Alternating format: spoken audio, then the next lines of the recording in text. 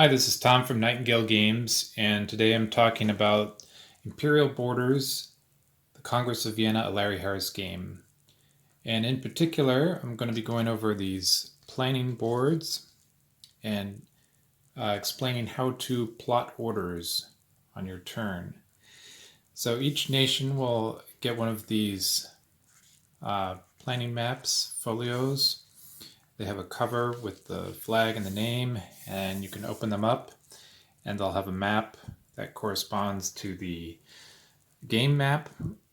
These are dry erase boards with some reference in the corner, so you can see that there's the movement that each of these units can do, the gold cost, the number of dice they roll, the number of hits they take, and so on in this bottom corner.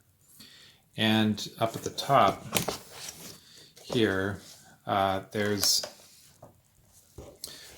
some reference for the setup up here, and this is unique to each map. There's different setup for each different of the 6 nations. Then there's a summary of some key points for each of the phases. So phase 1, 2, 3, 4, 5, 6, 7, and you can reference that during the game. And I've got France's map here, which I'm going to demonstrate some plotted orders on.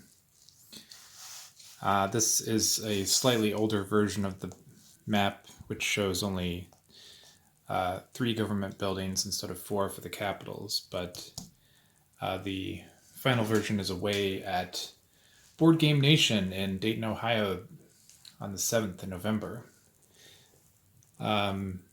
So each nation will be plotting orders secretly and simultaneously. They can be making discussions, but you're not supposed to reveal what's actually plotted on the board with even your friends. You could, of course, have house rules where that's acceptable, but the official version is that you must keep what's written secret, but you can tell people what's on your map. You might be lying, of course. At some point, after everybody's plotted their orders, you'll turn in your maps to the board to indicate that you're done plotting orders. And after turn order is established and it's time to execute each order, you'll have another nation checking to make sure you didn't make any errors with your plotting, but your map is not revealed until it's that nation's turn to act. Now let's say that France is trying to decide what to do on their turn. The first thing you should do is write the number of units in each region of the map. And even if they're not moving, it's helpful to indicate the number. And these are the pens that come with the game. They have an eraser on the end and a magnet if you want to. And here's the tip. For this video, I think I'm going to use this different one, which is red, just so it stands out. Let's say that France had 3 units in Aquitaine and 2 in Lorraine, and they had a ship in down here and maybe another ship up here in port. Okay, and then they've got 1 unit up here and 3 up here. So I don't know if you can see that. That's where they've started off. Now, you don't need to indicate the type of unit. If it's written in a port, it's obviously going to be a ship. And if it's written on land, it's going to be a land unit. You do not need to indicate cargo when it's on board a ship. So do not count that. I'll talk a bit more about how to manage cargo in a moment. But for now, let's say this is the starting point. So you'll actually write the number. And you notice how I just wrote a line for 1. It's better to add the little serif and points for the ones, so they're not confused with lines. Okay. Now you would be deciding how they want to go. So the reference is down in the corner for how far they move, but basically all land units can move 2 and all ships can move 6.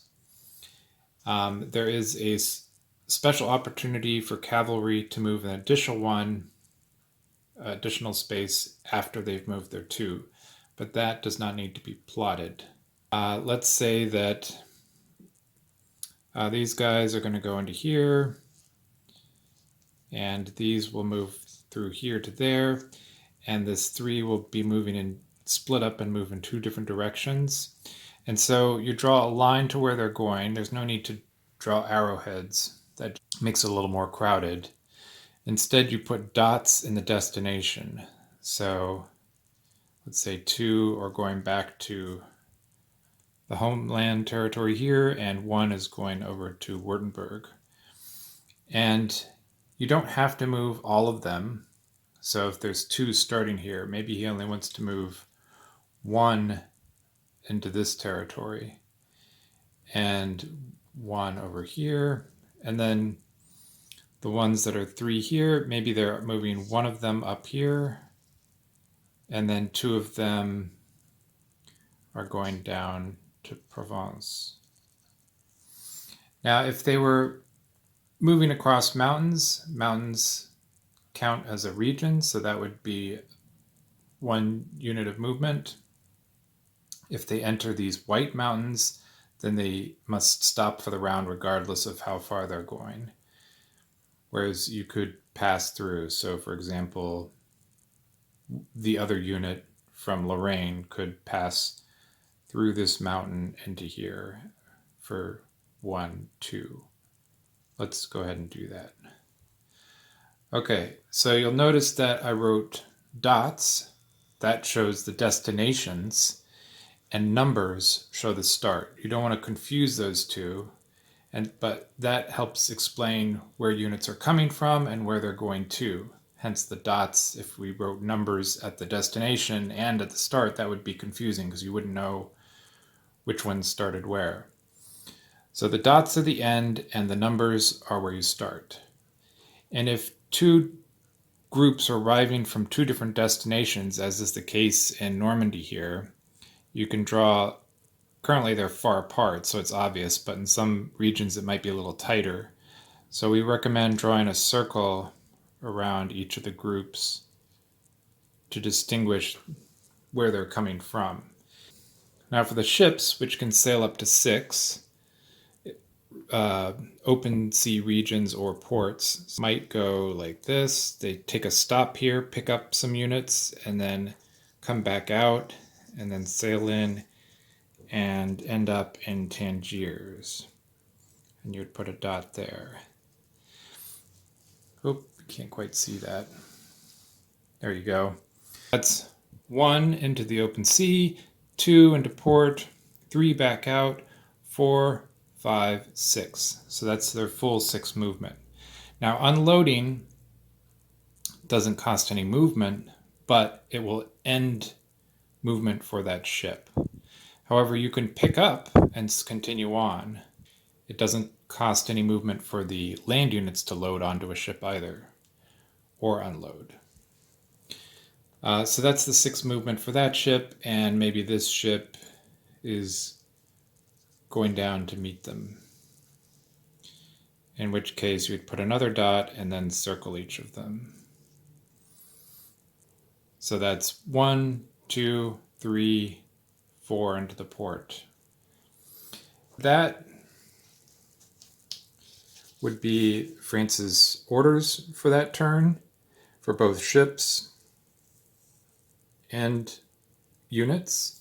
If there were a port battle in Tangiers, they could fight the battle and unload after the battle has been won.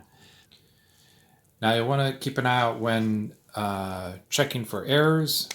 Some key points are you don't want to have, let's say, just 1 unit here in Naples and give it 2 separate orders. You don't want to have it going off into the Papal States and then also going to the mountains when there's only 1 unit there, because that doesn't make sense, so that would be a bad order. Other situations where the counts don't add up, if you have 1 and then draw 2 dots from that 1, that doesn't make any sense either, so that would be a bad order and it would be canceled. It is possible for units to be lost before they get a chance to move, and that's where we use the hospital tent markers to indicate that, hey, I've written 3 here because I had 3, but since then it was Russia's turn and they killed one of them, so now there's only 2 left. So did I write a bad order? Oh no, I didn't, because there's a tent there, a hospital tent, which indicates that lost unit. Now, that's pretty rare. In most cases, battles are resolved fully and either one side is fully eliminated. And so by the time it comes to be France's and they were attacked, all of their units would be gone. But it's possible that there were survivors, and that's where the hospital tents come into play. I'll go more into movement and triggering battles in another video, but here I just wanted to show the plotting of orders and how that works. So that's it for now. I'll keep trying to crank out these little videos, and see you next time. Bye.